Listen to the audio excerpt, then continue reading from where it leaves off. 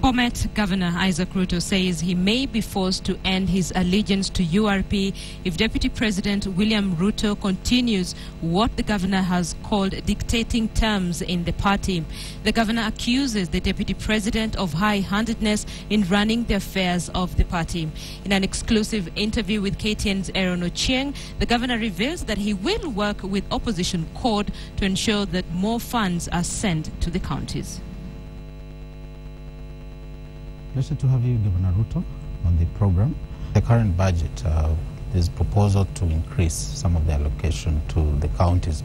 Would you say now that is a little bit heading the way that you wanted, or is the amount now satisfactory enough? No, it remains tokenist. The changes that the cabinet is proposing at the moment are those changes that simply reflect the growth of revenue, but has no relationship with what ought to move. The Constitution talks about resources following functions, but in these situations, the resources haven't followed functions. When we talked about, when you asked the question about how far we've gone on devolution, for example, the only thing that we've devolved is basically healthcare has developed to a certain extent. I cannot quite see any other issue that has basically devolved. Roads are still the preserve of the national government. So would that also imply now that the push for the referendum is still on? Yeah, the push for the referendum is still on, and it may have to take a better and stronger dimension, because as it is, Kenyans may have forgotten what it was. But you see, it will take certain situations to force these matters onto the scene. And if we wait for too long, we will revert to the old methodologies where the center continued to hold and continued to disburse funds. And maybe some people, some quarters have labeled you as a rebel URP member. How would you respond to that? What is happening at the moment in URP is that we seem to have reverted to the old ways in which the leader has it all. He no longer needs to call consultative meetings. He no longer needs to get everybody on board.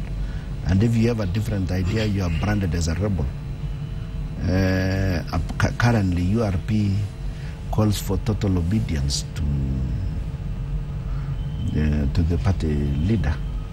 That is what we refused under ODM, and that is what we refuse under URP, and that is what we are going to refuse under whatever methodology. Take, for instance, the movement to JAP. There has been no consultation on any such movement to JAP, and therefore you don't expect me simply to follow when others run away and form some other strange outfits. There has to be consultation all the way down to the grassroots so that we move together. Would I be correct if I say your relationship with the Deputy President is frosty? I don't know what frosty is in your towns, because I know frost to be water that has grown cold. I don't think we've grown cold that much. So allow me not to borrow the word frosty. But sometimes we see things in different perspectives. And most of the time, at the moment, we are pushing ideologies that seem to differ. At some point, are you going to see yourself probably sharing the same podium with the opposition in push for the referendum? Absolutely, yes. I see no reason why we cannot share the same podium with everyone else who would like to push issues similar to those that we are pushing under Pesa Mashinani. If CORD is pushing the same ideas, why would I say I've got nothing to do with CORD? If JAP jumps onto the Pesa Mashinani bandwagon, we'll share the platform with the JAP. If Sisi Kwasisi joins us on this push, that's okay.